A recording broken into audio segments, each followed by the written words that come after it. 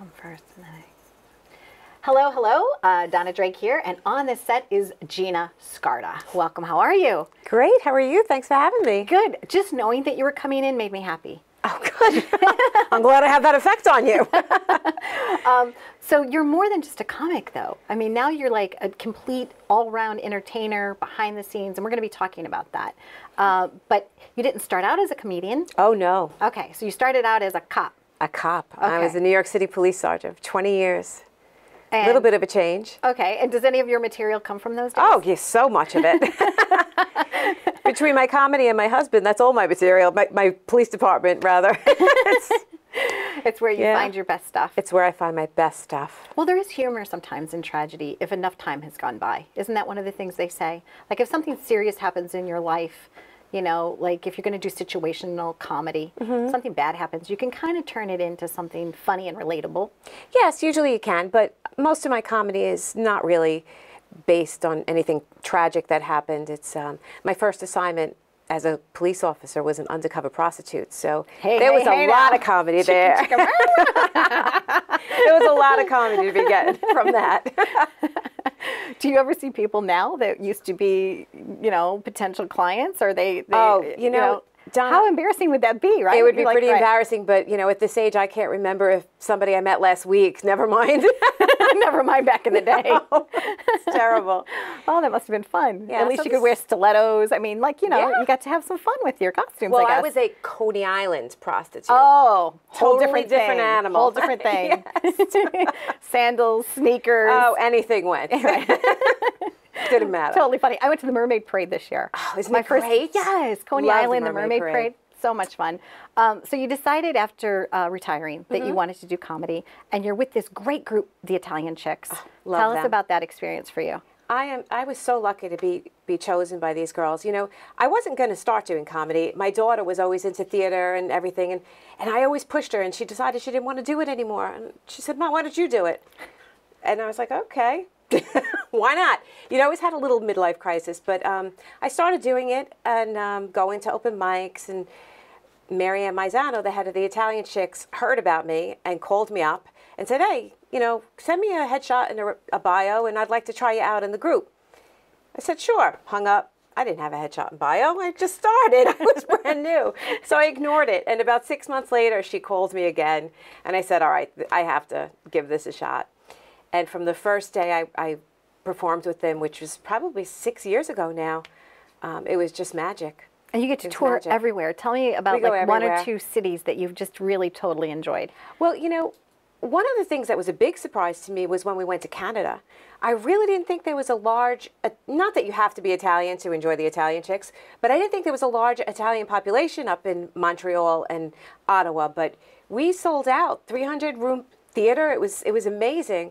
That was probably one of my favorite places because it was such a shock. And does the laughter sound different there because of their accent? I always wondered that. You know what I mean? Is there a Canadian laughter sound, you know? I don't know. What's that about? Too silly, too silly.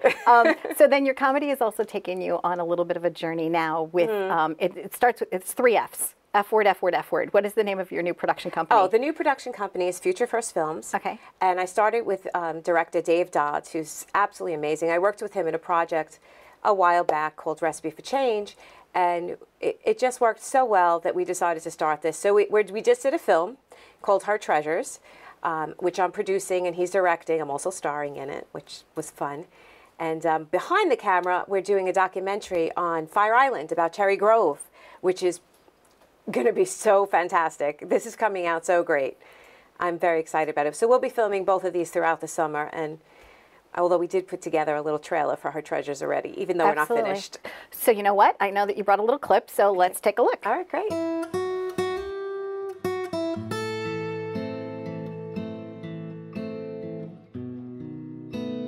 You need help, Tamara. You can't say that you don't. You know what? I'm fine without your help.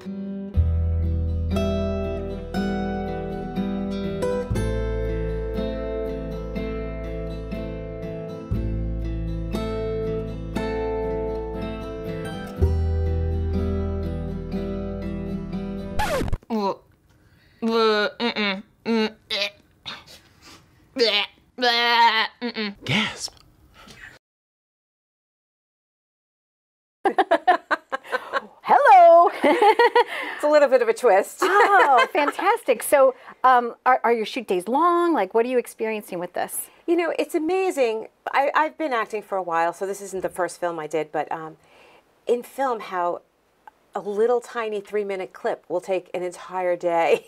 It's a lot of fun. It's almost like a 4-to-1 ratio, I think might be the rule.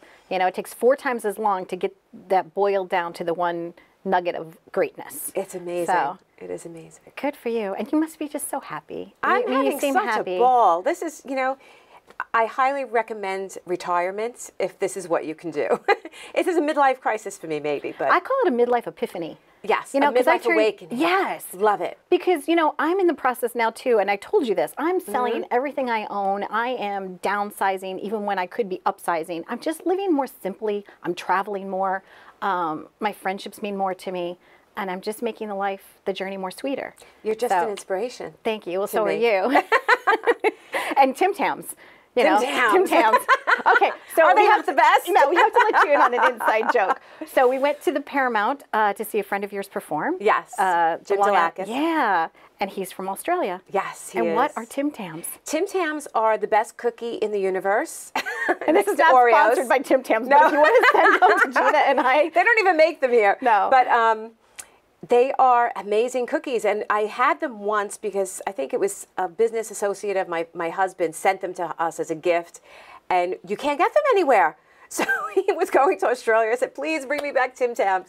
So he did. But And it was great because I got to go to that show, which him and Scott Baker and Al Isaacs and Stevie GB, they were all performing. And I'm friends with all of them. Yep. Yes, I'm friends with all of them. So it was a great show. So I suggested if people want to hang out, have some fun, they should go to your website and just follow you. Yes, Right, absolutely. GinaScarda.com. GinaScarda.com. Okay, so thank you so much. And Thank like I you for said, it was having fun to me. have you Thank here. you. All right, so if you want to have some fun with Gina and I, follow us, join us. We'd love to have you on for the journey. Stay tuned for more on Live It Up.